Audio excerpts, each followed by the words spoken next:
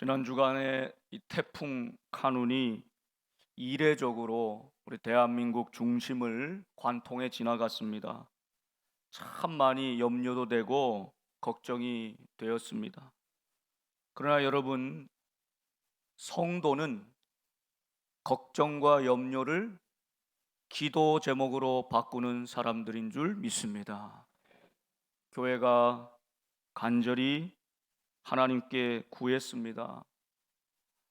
태풍의 힘이 그래도 많이 약화되어서 생각보다는 큰 피해가 아니라 그래도 감사하고 다행으로 여기고 있습니다.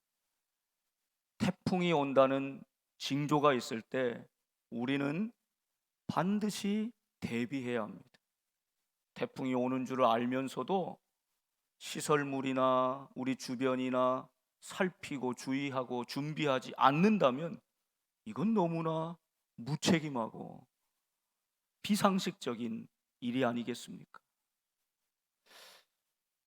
감사하게도 태풍이 지난 자리 후유증과 흔적은 있지만 온도가 한 5, 6도 뚝 떨어졌어요. 어젯밤에는 추우셨지요? 한 주 사이에 인공 에어컨 바람 아무리 틀어놔도 찜통 더위 속에 정말 힘들었는데 하나님이 창조하신 자연의 바람을 불게 하시니 얼마나 시원한지요. 지난주 우리 주님께서는 성전 밖으로 나오셔서, 여러분, 성전 안에 있을 때도 중요한데 성전 밖으로 나와 보는 것이 더 중요합니다. 우리가 어느 사이에 들어가 있을 때는 우리 자신과 우리 주변을 사실 잘 몰라요. 그런데 거기서 한 발 떨어져서 밖으로 나와 바라보게 되면 이게 문제였구나, 이런 부분이 잘못됐었구나를 좀 더 객관적으로 볼 수 있게 되는 것이죠. 여러분, 요즘에 휴가들을 많이 다녀오시지요? 진짜 휴가의 의미는 내가 평소 있던 자리를 떠나보는 데 있습니다. 그 떠남이 내 있는 자리가 얼마나 소중함을 다시 깨닫게 해주고 그동안 무뎌진 일상에서의 나의 삶을 다시 한번 감사함으로 또 새롭게 볼 수 있게 해주는 것이죠. 휴가 갔다 와서 더 피곤해, 이제 절대 휴가 안 가, 이런 것이 아니라 진짜 하나님 주시는 안식을 누리시고 떠남과 멈춤과 거기서 주시는 은혜를 경험하는 안식이 있는 휴가가 되기를 축복합니다. 주님이 성전 안에서 바깥으로 나오셔서 성전을 감람산에서 마주대하며 보고 계신 것입니다. 정확히 보시는 거죠. 그리고는 제자들은 와, 주님 성전 대단히 크지 않습니까? 돌들이요 얼마나 무게가 큽니까? 그 겉모습에 깜짝 놀라서 예수님께 물을 때 예수님은 이 보이는 성전은 다 무너져 내릴 것이다 말씀하십니다. 그리고 예수님 말씀하신 대로 인간이 손으로 지은 성전은 아무리 높아도 아무리 화려해도 아무리 빛나고 아무리 찬란해도 다 무너져 내렸습니다. 그러면서 이 성전이 무너지면 세상도 무너진다. 성전이 무너지는 것이 세상이 무너지는 종말의 징조다, 이렇게 말씀하시죠. 제자들이 어느 때 이런 일이 있겠습니까? 제자들은 때에 관심이 많았어요. 언제입니까? 예수님 말씀해 주지 않으셨습니다. 여러분, 자녀들을 키우다가 자녀들이 사춘기 때쯤 되면 부모님이 외출할 때 꼭 물어봅니다. 엄마, 언제 와? 아빠, 언제 오세요? 여러분, 왜 이 언제를 물어볼까요? 왜 언제를 물어봅니까? 그 전까지는 내 마음대로 하고 싶은 거 TV 보고 게임하고 하다가 그때 되면은 공부하는 척, 잘하는 척 하려고 물어보는 거 아닙니까? 그래서 언제 가는지 얘기 안 해주시잖아요. 항상 평소에 늘 그 모습대로 살라는 뜻 아니겠습니까? 이것이 하나님 아버지의 마음입니다. 그래서 아버지만 그때를 아신다, 주님도 말씀하지 않으셨습니다. 때는 말씀해 주시지 않았지만 징조에 대해서 물으실 때 두 가지를 말씀하셨습니다. 거짓 그리스도들이 출현할 것이다, 내가 메시아다, 내가 구원자다, 내가 예수다 하는 이단의 괴수 교주들 뿐만 아니라 이 명시적인 사람들만 아니라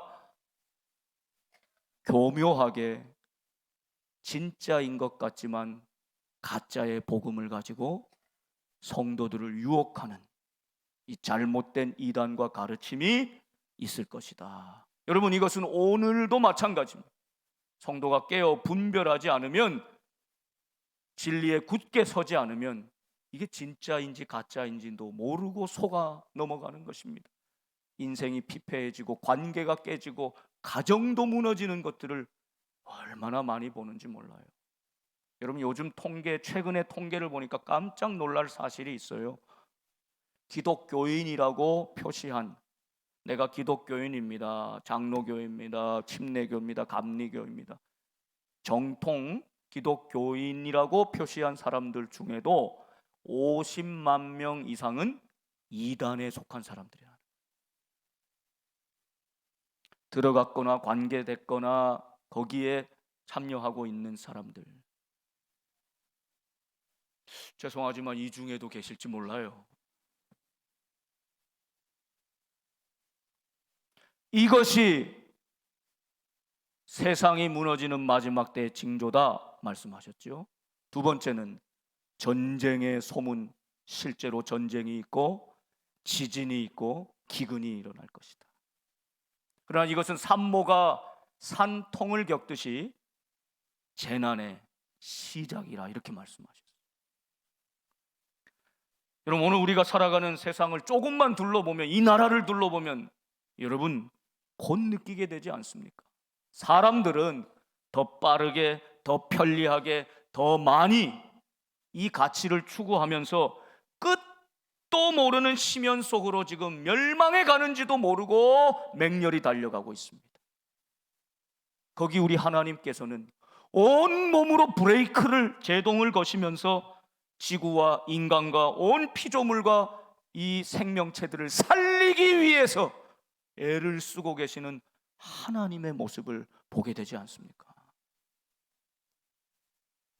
오늘도 하나님께서 우리를 살리시기 위해서 끝도 없이 달려가고 있는 폭주기관차 같은 우리의 인생의 브레이크를 잡으시고 우리에게 멈춰라, 주의하라, 깨어라, 이 말씀을 들으라 말씀하시는 것입니다. 오늘 말씀은 이 마지막 때의 세 번째 징조입니다. 사인입니다. 사인을 주시는 것은 이 사인을 잘 받아서 준비하라는 것이죠. 오늘 우리가 무엇을 준비해야 되는지 오늘 말씀을 통해 하나님의 음성을 듣기를 바랍니다.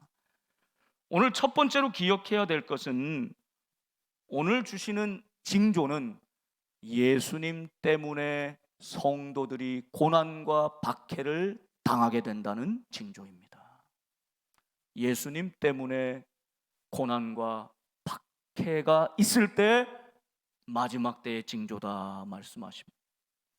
오늘 9절과 13절에 반복해서 예수님께서는 나로 말미암아 너희가 공회에 넘겨지고 회당에서 매질을 당하고 세상의 권력자들과 임금들 앞에서도 서리라 말씀하셨고요, 13절에 내 이름으로 말미암아 모든 사람에게 미움을 받을 것이다. 이것이 우리에게 주시는 징조라는 것입니다. 여러분, 여기서 우리가 먼저 기억해야 될 것이 있죠. 혹시 내가 겪고 있는 고난이 정말 예수님 때문인가? 예수님의 이름 때문에, 그분을 믿는 믿음 때문에 내가 고난을 당하고 있는가? 여러분, 우리가 경험하는 고난, 고통, 우리 인생의 여러 문제들 대부분은 사실은 예수님과는 별로 관계가 없는, 예수님을 믿는 그 믿음 때문이 아니라, 예수님의 이름 때문이 아니라 오히려 내 이름 때문에, 나 때문에, 그것 때문에 겪게 되는 어려움들 아닙니까? 여러분, 우리는 이 차이를 잘 구분해야만 합니다. 우리가 대체로 당하는 어려움과 고난, 여러분 무엇이 있습니까? 신앙생활 하면서도 겪는 어려움 무엇이 있습니까? 내 뜻대로 잘 되지 않아서 답답할 때, 이게 빨리 이 문제가 좀 해결이 돼야 되는데 아직 해결되지 않아서 조급할 때, 내가 열심히 노력하고 계획하고 차곡차곡 해왔던 어떤 일이 하루아침에 수포로 돌아갈 때, 여러분 이것들은 사실은 하나님의 뜻이 아니라 내가 내 뜻을 더 앞세우고, 하나님의 시간이 아니라 내 시간이 더 중요하고, 우리 자녀를 향한 하나님의 계획이 아니라 나의 계획이 더 중요할 때 왔던 문제들 아닙니까? 그래서 억울하고, 그래서 답답하고, 그래서 조급하고, 이런 것들은 사실 예수님 때문에 주어지는 고난이 아니었습니다. 예수님 이름 때문에 억울해도, 할 말이 많아도, 고난을 당하고 원통해도 참고 또 참고, 내 뜻을 주장하지 않고 내 입을 닫고 겸손히 하나님의 때를 기다리는 그 고난. 여러분, 예수님이 오늘 말씀하시는 그 마지막 때의 징조는 바로 이것입니다. 나 때문이 아니라 예수님 때문에, 예수님 이름으로 말미암아 예수님을 믿는 그 믿음 때문에 우리가 억울한 일 당하고, 답답한 일 당하고, 때로는 형제한테도 미움을 당하고, 모든 사람들에게 대적이 될 때, 그때가 올 것이다. 그것이 징조다 말씀하시는 것입니다. 여러분, 그런 의미에서 오늘 우리의 삶을 돌아볼 때는 오늘 9절 말씀처럼 너희는 스스로 조심하라.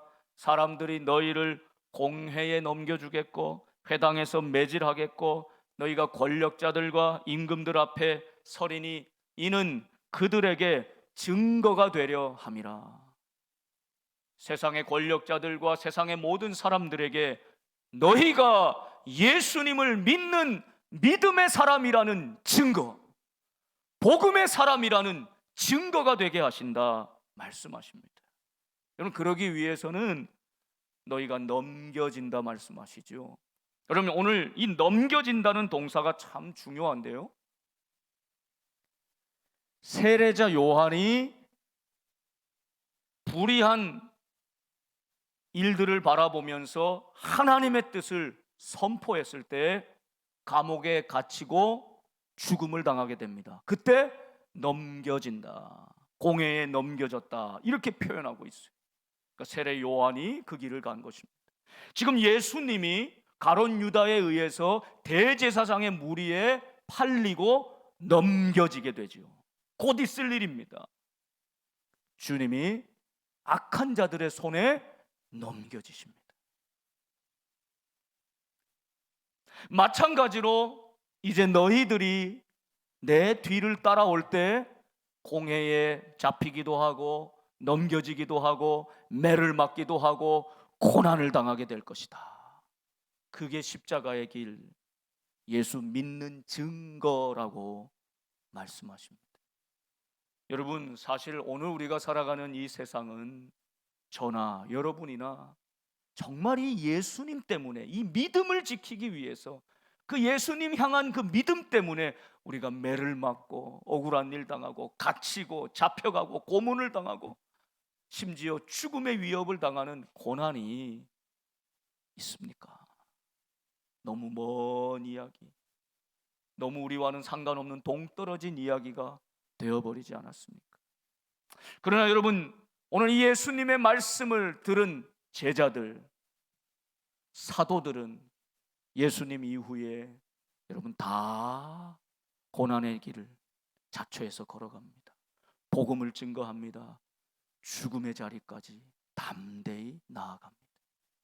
사도 바울, 여러분 아그리빠 왕 앞에 서지요. 유대 공에 여러 번 잡혀가지요. 감옥에 갇히지요. 40에 한한 감한매, 이건 맞으면 죽는 것입니다. 2번이나 그렇게 맞았다. 죽었는 줄 알았는데 겨우 살아나고, 수도 없는 죽음의 고난을 정말 육체적으로, 심리적으로, 영적으로 당하지 않습니까? 이 사도들의 전통이, 이 초대교회 순교자들의 거룩한 피가 흐르고 흘러서 미국과 호주와 많은 나라의 선교사들이 이 땅에 들어와서 이 어둠의 땅 조선, 일제 치하의 어두운 땅 그곳에 복음의 씨앗을 뿌리고 교회를 세우고, 그곳에 나라를 지키기 위해서 목숨 바쳐 하나님 앞에 그 신앙으로 기도했던 우리 선배들, 선조들, 조상들, 그 믿음의 거룩한 선배들이 있었기 때문에 그들이 실제로 세상에 넘겨짐을 당하고 매질을 당하고 고초를 당하고 그렇게 신앙을 지켰기에 오늘 우리가 참 이 자유와 번영 가운데 살고 있다는 사실을 우리는 한시도 잊어서는 안 될 것입니다. 78년 전 이 땅에 광복을, 빛을 주신 하나님, 세상에 넘겨져 죄인의 모습으로 살다가 죽을 수밖에 없었던 이 저주받은 인생, 이 나라가 하나님의 손에 넘겨져 자유와 구원을 받았고 해방을 얻었고, 그 은혜 가운데 오늘 여기까지 교회를 세우시고 교회를 통해 이 나라를 기도하며 살리며 세워가기를 원하시는 그 하나님의 뜻이, 오늘 예수님의 이 증거가 오늘 우리의 삶에 계속해서 이어지고 있다는 사실을 우리는 이 평안함 가운데서도 절대 잊어서는 안 되는 것입니다. 그 사도들의 눈물, 희생, 우리 선조들의 그 목숨을 건 신앙, 여러분 주기철 목사님, 손양원 목사님, 김치성 목사님, 실제로 생명을 다해 목숨을 바쳤던 이름이 알려진 순교자 우리 선배들 뿐만이 아닙니다. 여러분 가정에도 4대 5대 믿음의 뿌리가 내려오는 분들 계시다면 다 그 할아버지 할머니들 이름도 없이 빛도 없이 이 나라 이 한반도 구석구석 교회를 지키며 우리를 위해 기도하시고 목숨을 걸고 항거했던 그 믿음 때문에, 예수님 때문에 당했던 그 박해, 예수님 때문에 흘렸던 그 눈물, 그것 때문에 오늘 우리가 이렇게 살고 있다는 사실 잊어서는 안 되는 것입니다. 그 말은 오늘 우리가 그 사도들의 뒤를 따라, 그 순교자들의 뒤를 따라 직접 피를 흘리지 않아도 백색의 피를 흘리면서 우리 자손들을 위해 눈물로 기도하고 예수님 때문에 자처해서 내가 고난을 감수하고 받겠습니다는 이 믿음으로 살기를 주님은 원하시는 것입니다. 그럴 때 우리 자손들이 살고 우리 교회가 살고 이 나라와 이 땅이 살 줄로 믿습니다. 이것이 하나님의 뜻입니다. 두 번째 10절에 보시면 또 복음이 먼저 만국에 전파되어야 할 것이니라 말씀하십니다. 여러분 우리가 질문하는 내용 중에 이런 내용이 있죠. 예수님이 승천하시고 그러면서 내가 곧 오리라, 속히 오리라. 너희는 살아 있으면서 그때를 볼 사람도 있을 것이다. 이렇게 말씀도 하셨는데 왜 아직까지 안 오십니까? 승천하신 예수님 반드시 재림하신다고 하셨는데 그때가 언제입니까? 그 사이에 무슨 일이 있기에 아직도 예수님은 오지 않으십니까? 여러분 이렇게 물어보잖아요. 그에 대한 답이 오늘 10절 말씀입니다. 복음이 먼저, 이 세상의 종말보다 먼저, 이 세상의 끝보다 먼저 복음이 만국에 전파되어야 한다. 여러분 이것이 하나님의 뜻이라는 거예요. 민족을 넘어서, 나라의 경계를 넘어서 언어의 장벽을 허물고 복음이, 예수 그리스도의 그 복음이, 생명을 살리는 그 복음이 저 땅끝까지 전파되어야 한다. 그러니까 예수님 승천하시고 아직 재림하지 않으시는 것은 무슨 의미가 있습니까? 우리를 통해서 이 땅에 복음이 전파되기를 원하는 것이죠. 그 날을, 그 때를 늦추어 주고 기다리고 계신 것입니다. 그러면 우리는 태평하게 있어야 할 것이 아니라 언제 주님이 오실지 모르는데 깨어서 해야 할 일은 먹고 사는 일에 몰두하는 것이 아니라 그 일을 통해서도 언제든지 그 생업을 통해서, 만남을 통해서, 관계를 통해서, 일을 통해서도 언제든지 그 목적은 한 가지, 나를 통해 복음이 전해지는 것. 이웃에게, 가족들에게, 친지들에게 그 복음이 전해지는 것. 여러분 우리가 아무리 장수하고 오래 살며 복을 누린다 하더라도 내 인생을 통해서 예수님의 이름이, 예수님의 복음이 한 사람에게도 전해지지 않았다면 우리는 그 살아가는 인생 참 허비하고 무의미하게 지내는 것은 아닐까요? 먼저 복음이 만국에 전파되어야 할 것이다. 그때를 유보하고 유예해 주시며 아직 시간을 주시는 이유는 그 복음이 한 사람에게라도 당신을 통해 전해지기를 원하시는 하나님의 마음인 것입니다. 여러분 이것이 예수의 이름으로 고난을 자처하는 삶, 이것이 징조라면 두 번째, 나를 통해 복음이 전해지는 삶, 주님은 원하시는 것입니다.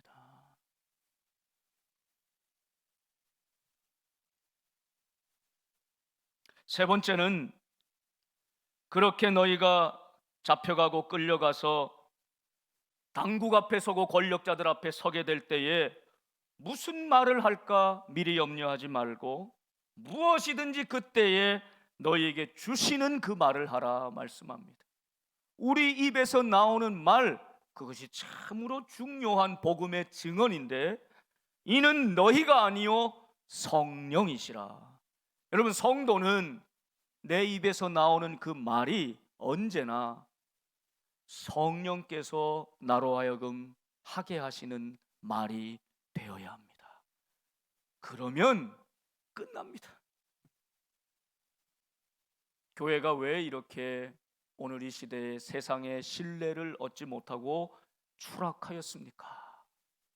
바로 저와 여러분이 우리의 삶 속에서 우리의 입에서 나오는 말이 저분 입에서 나오는 말이면 100% 사실이다, 신뢰할 만하다, 진실하다, 이렇게 신뢰감을 주고 믿는다면 여러분 예수님은 그냥 높임을 받고 예수님의 이름이 전해지는 것 아니겠습니까? 그런데 우리 성도라는 사람, 교인들의 입에서 나오는 말이 사실이 아닌 말, 불편한 말, 공격하는 말, 마음 아프게 하는 말, 분열시키는 말, 이런 말들이라면 여러분 우리는 우리의 삶을 통해 예수님을 증거할 수 없을 것입니다. 너희가 세상의 권력자들 앞에 붙잡혀 끌려가 서게 될 때에도, 이것은 주님이 법정에서의 장면을 연상하고 말씀하시는데, 여러분 정말 법정에 가서 증인을 서본 적이 있으십니까? 거의 없으시죠. 저도 그런 경험이 없습니다. 그런데 이야기 들어보면 경찰서에 가서 참고인 진술을 한번 할 때도 그렇게 마음이 콩닥콩닥콩닥콩닥, 무슨 말을 해야 될지 머리가 하얘지는 걸 경험한다는 것이에요. 여러분 저도 예전에 이제 미국을 갈 때 한두 번 이 비자가 잘못돼 가지고 이제 마지막 인터뷰를 하는 날이 있었어요. 그 대사관에 가가지고 영사 앞에서 오랫동안 기다렸다가 줄을 길게 섰다가 이제 제가 차례가 되면 그 앞에 서가지고 몇 마디 짧은 대화를 하고 딱 도장 찍어주면 통과, 안 찍어주면 못 가는 거예요. 이게 얼마나 지금 중요해요. 서류들도 몇 번 다시 보강해갖고 다 내고 했는데, 다른 사람들은 보니까 옆에 줄은 3분 뭐 5분에 쭉쭉쭉 빠져가는데 저희 줄은 20분 30분 걸리는 거예요. 저희 순서에 와가지고 이것도 물어보고 저것도 물어보고 저것도 물어보는데, 아이고 이거 안 됐구나, 이런 마음이, 그냥 절망하는 마음이 막 찾아오는 거예요. 그러더니 끝에 가가지고 이런저런 서류를 보고 뭐 이런저런 이야기를 하더니 끝에 가가지고 그래도 신학을 하고 좋은 일 하는데, 제가 좋은 일 하라고 도장 찍어 주겠습니다 하고 도장을 탁 찍어 주더라고요.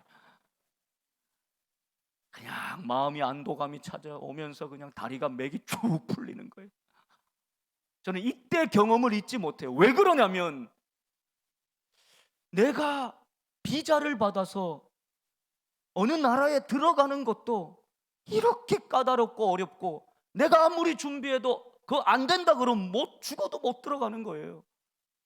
그런데 우리 인생이 결국에 우리 인생을 다 살고 영원하신 재판관, 최종 심판관, 그 하나님 앞에 설 것 아닙니까?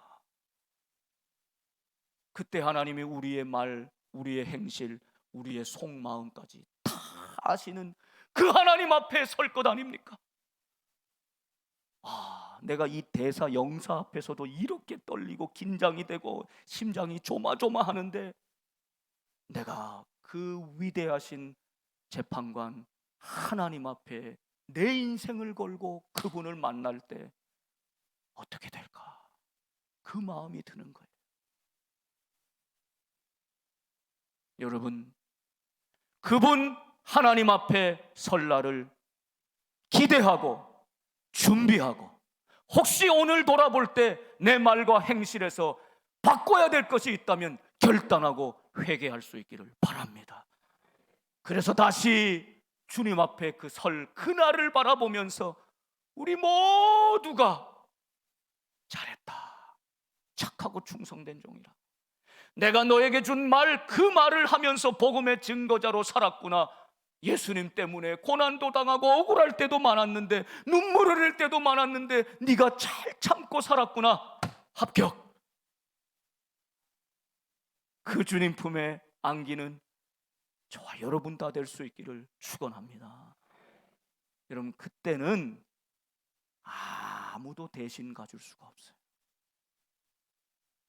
그때까지 그냥 흥청망청 예수도 믿는 것 많은 것 같이 믿다가, 그때 가서 잘 믿는 우리 권사, 우리 부인 봐서라도 나 좀 구원해 주세요, 바지 가랭이 붙잡고 늘어져도 그때는 안 돼요.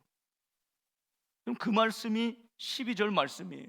형제가 형제를, 아버지가 자식을 죽는 데에 내주며. 여러분, 아버지가 자식을 죽는 데 내주고 싶은 아버지가 어디 있습니까? 그런데 그럴 수밖에 없는 상황이 온다라는 것이에요. 자식들이 부모를 대적하여 죽게 하리라. 자식이 부모를 죽게 하는 경우가 어디 있어요? 그런데 그런 상황이 온다는 것입니다. 이것이 하나님, 주님이 보여주시는 징조입니다.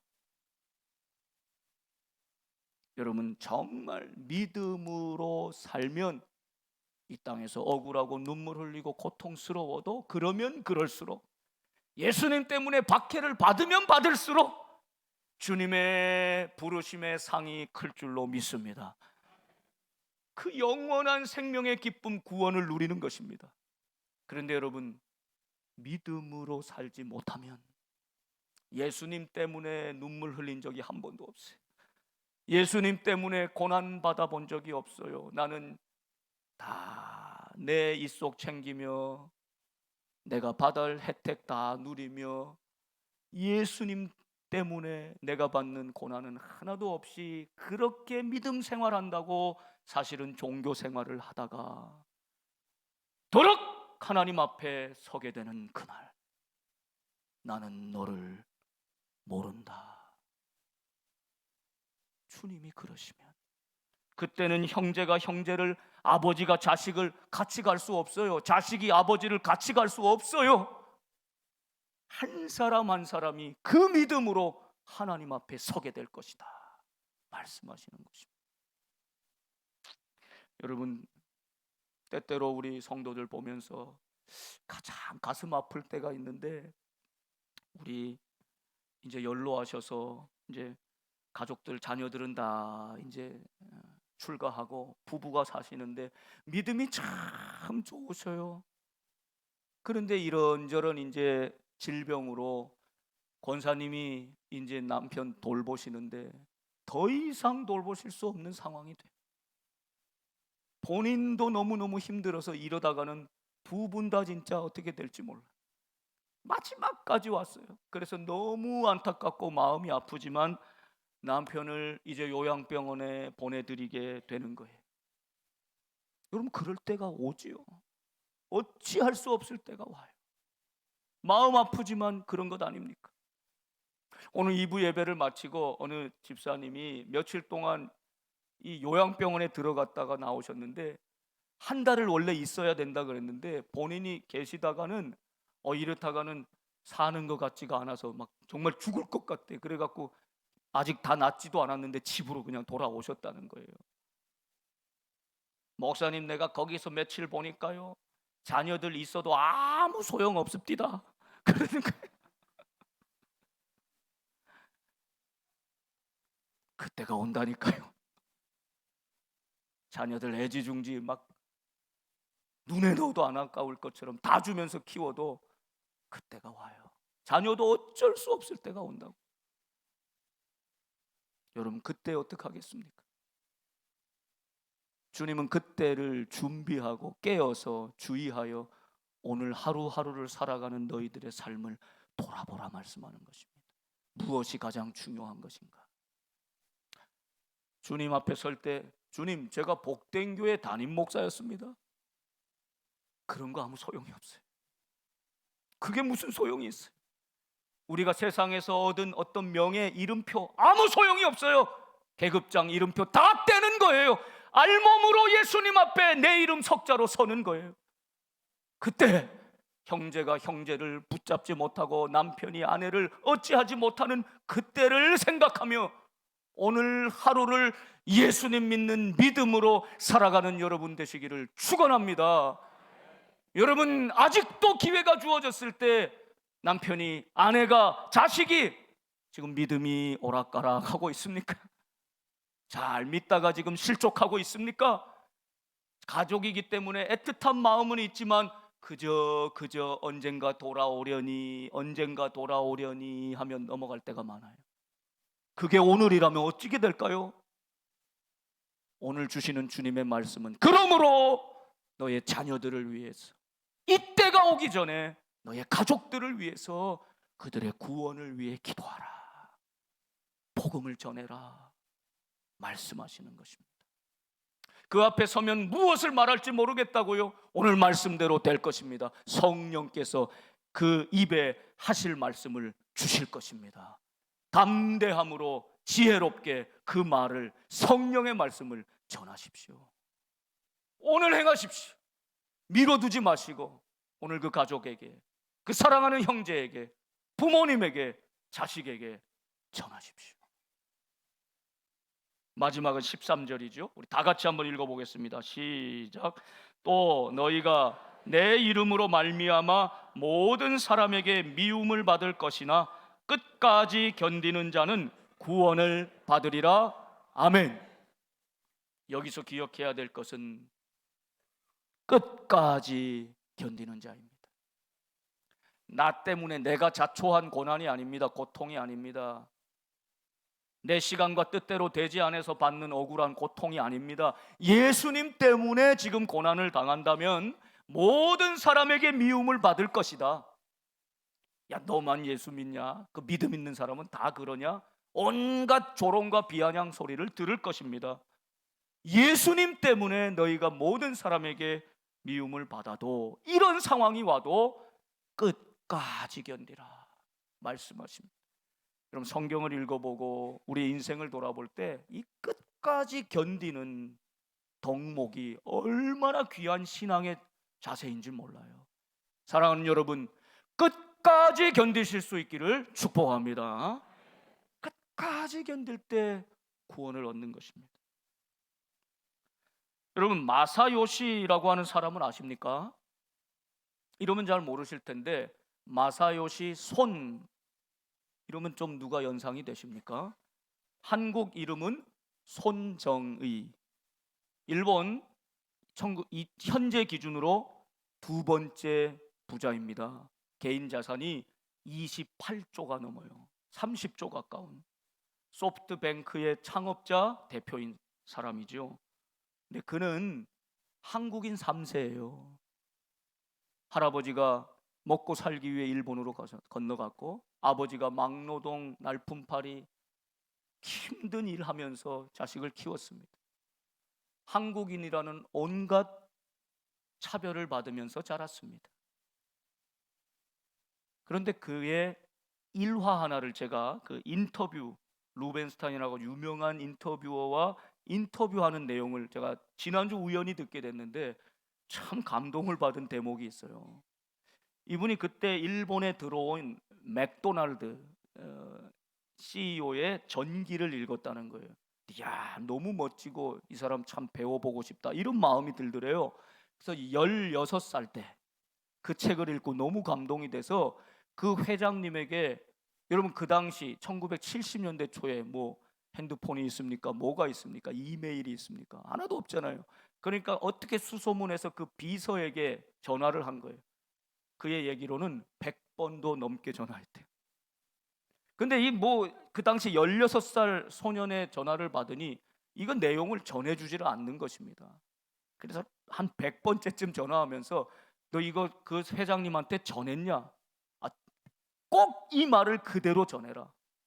그 이야기를 들으실지 안 들으실지는 당신 비서가 아니라 회장님이 결정하는 거니까 이 말을 좀 꼭 전해라. 아주 패기가 있죠. 뭘 전하라?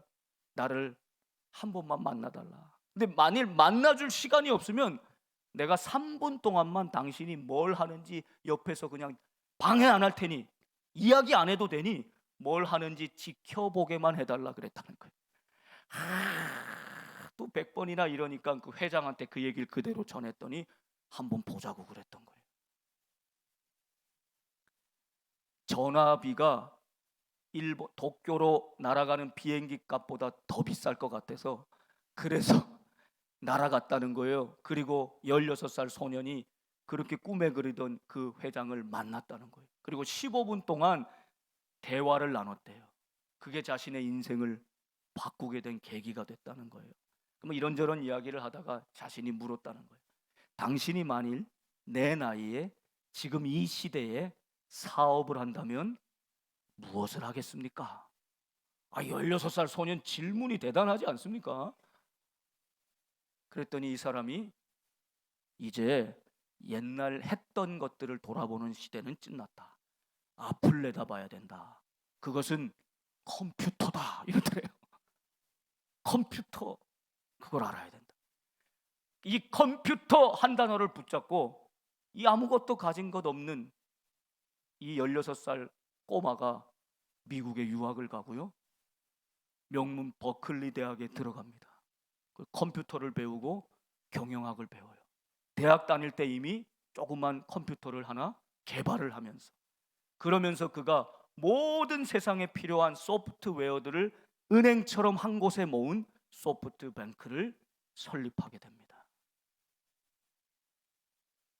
그럼 제가 은혜를 받은 대목은 다른 것이 아니라 16의 소년이 자신의 목적을 이루기 위해서라도 100번 넘게 전화를 하고 무모한 것 같지만 도전하고 그 끈기, 그 투지에 감동해서 이 회장이 만나주고요, 그 만남의 사건으로 그의 인생이 완전히 뒤바뀌는 것이죠.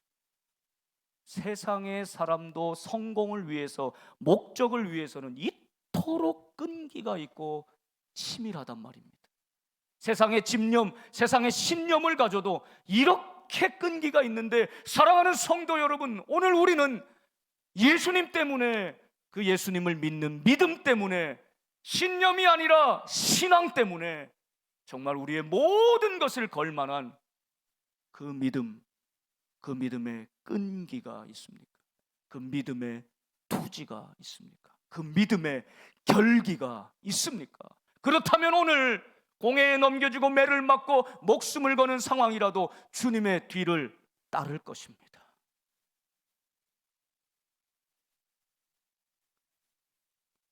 사도 바울은 아그리빠 왕과 베스도 앞에 서서 이렇게 외쳤습니다. 아그리빠가 바울에게 이르되 네가 적은 말로 나를 권하여 그리스도인이 되게 하려 하는도다. 바울이 말합니다. 말이 적으나 많으나 당신뿐만 아니라 오늘 내 말을 듣는 모든 사람도 다 이렇게 결박된 것 외에는 나와 같이 되기를 하나님께 원하나이다. 이 믿음, 이 불굴의 믿음, 이 믿음으로 오늘 우리도 우리 삶을 돌아보면서 때를 얻든지 못 얻든지 우리 가족들에게 복음을 전하는 삶, 기도하는 삶, 끝까지 견디며 인내하는 삶, 내 입에 넣어주신 성령의 말씀으로 진실하게 말하고 행하는 삶, 그것으로 깨어 준비하며 우리 주님 오시는 그때를 준비하는 저와 여러분 되시기를 주님의 이름으로 축원합니다.